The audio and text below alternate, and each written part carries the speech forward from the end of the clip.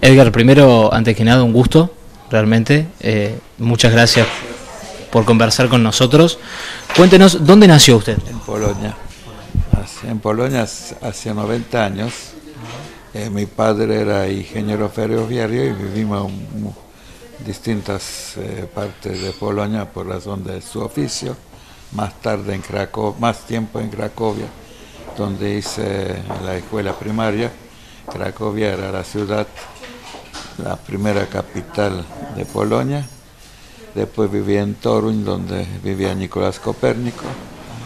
Cuando alemanes atacan a Polonia, el tren que nos evacuaron fue bombardeado, nos quedamos sin nada, como refugiados en casa de mi abuela en la ciudad de Lviv, ahora en Ucrania, Lviv,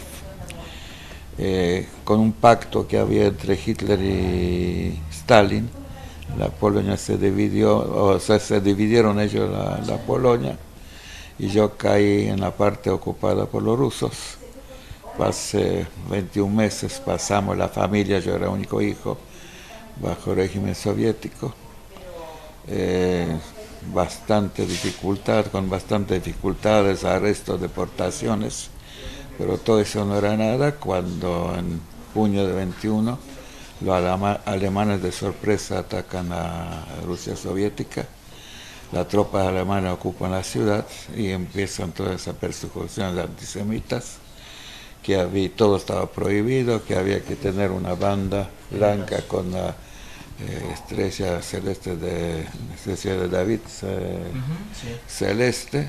Empezaron violaciones, asesinatos, nos echaron de los domicilios, se hizo el gueto, donde varias familias tenían que compartir una casa, donde no había que comer, donde no había remedios. Bueno, cuénteme su nombre y si se puede saber su edad. Sé que a las mujeres no se le pregunta la edad, pero si se puede. Le voy a decir más o menos. Me llamo Sonia Schulman de Wildfeuer y nací en Polonia hace 8.000 y pico de años. El pico agréguelo. ¿Cómo fue? Ya charlamos con su marido, nos contó su historia, pero ¿Quiere saber cómo lo encontré? queremos saber cómo empezó usted, o sea, cómo llega a caer, digamos, en manos de los alemanes, cómo queda en el campo. Bueno, cuando empezó la guerra, antes a la ciudad nuestra entraron los polacos, entraron los rusos, porque Hitler hizo un pacto con ellos de no atacar, y sin embargo, y para dividirse Polonia. Así que vivimos unos 20 meses con los rusos. En un día vimos que había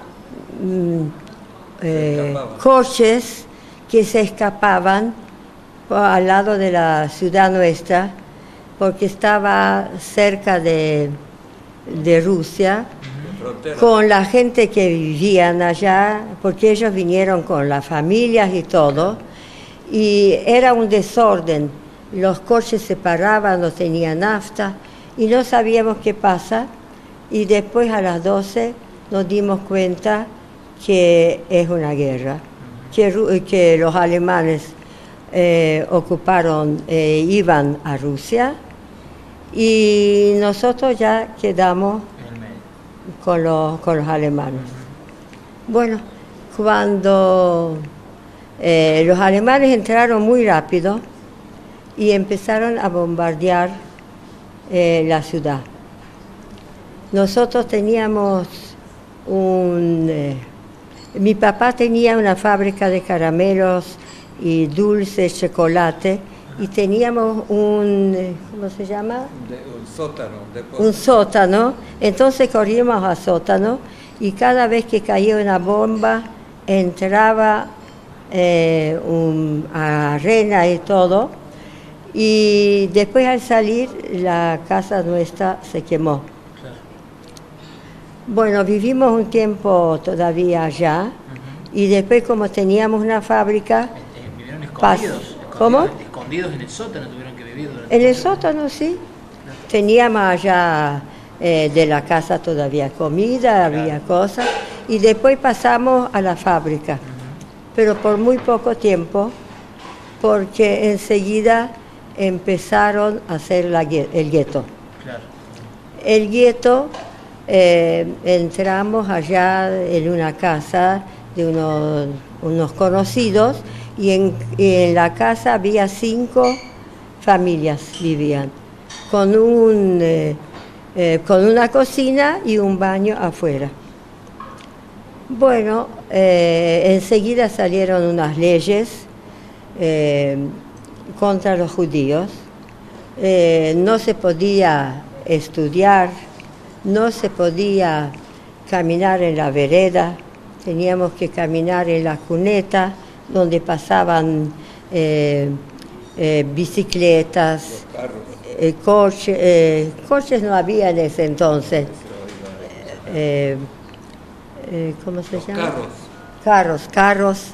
Y muchas veces lo insultaban o daban con un berenque. Así que, y aparte empezaron a pedir a el Judenrat, era algunos judíos que tenían que ir a los alemanes y saber los pedidos. Y ellos pedían oro, de todo tipo de ropa, ¿cómo se llaman? Botas, frazadas, colchones, y uno enseguida tenían que correr por todo el gueto y a cada uno pedir algo y traerlo. Es así que entre junio y noviembre ya mitad de los habitantes de la ciudad, la mitad de los judíos que vivían en Lviv ya no existían. Mi familia, o sea, mis padres y yo logramos escapar de ahí. Nos trasladamos a la casa de mi abuelo paterno, un paraje cerca de frontera de Eslovaquia. Mi abuelo era agricultor, él ya no vivían mis tíos. Por supuesto que la casa fue confiscada, le dieron lo que se llamaba administrador ario, que era un polaco que a su vez a él lo echaron del lugar donde vivía porque esa parte lo anexaron alemanes a Alemania.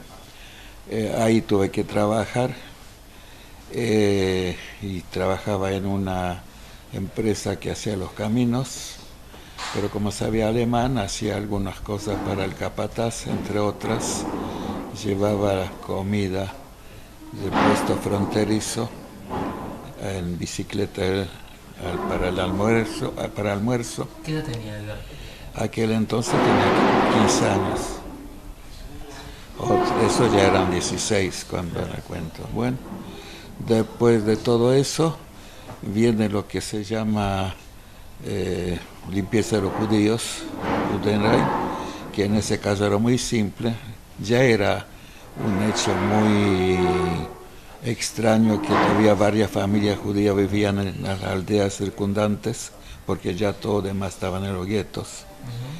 Y bueno, vinieron y mataron a todos, inclusive a toda mi familia, a mi padre. Yo quedé solo, desamparado, y después pasé por un campo de trabajo donde se hacía un polígono de tiro para auxiliares ucranianos. Después me mandaron a gueto de Cracovia.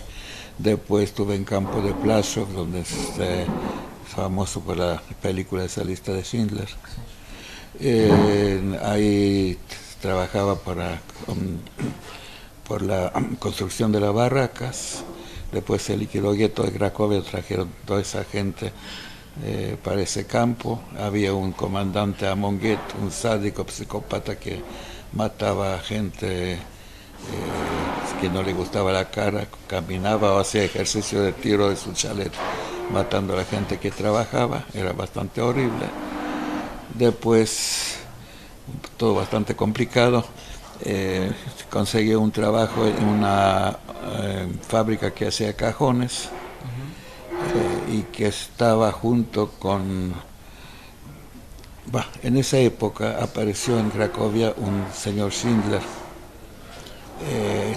famoso porque la película esa se llama Lista de Schindler. Claro.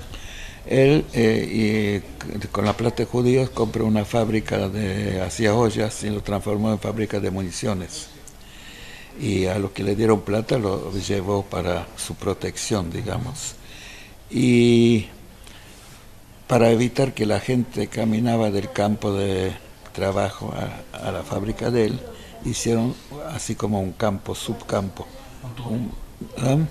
Un túnel. No, subcampo no porque era abajo, sino porque era secundario, que pertenecía a Plaszow, pero ahí había unas 500 personas que eran que trabajan en la fábrica de él y las fábricas circundantes. Y entre estas había una pequeña fábrica que sea cajones, que había 15 obreros más o menos. Y pidieron más gente y yo tuve suerte que caí en esa fábrica de cajones, donde con la sierra circular cortaba tablitas para formar los cajones. Estaba protegido ahí. Protegido, pero era más seguro porque todos trabajos, cuando uno tiene algún oficio, era más seguros que trabajos que se hacen en intemperie. Por eso cuando vine de vuelta, se cierra esa fábrica, no se sabe por qué, nos llevan de vuelta a Plaszow y ahí yo me registro como carpintero, aunque de carpintería sabía únicamente eso.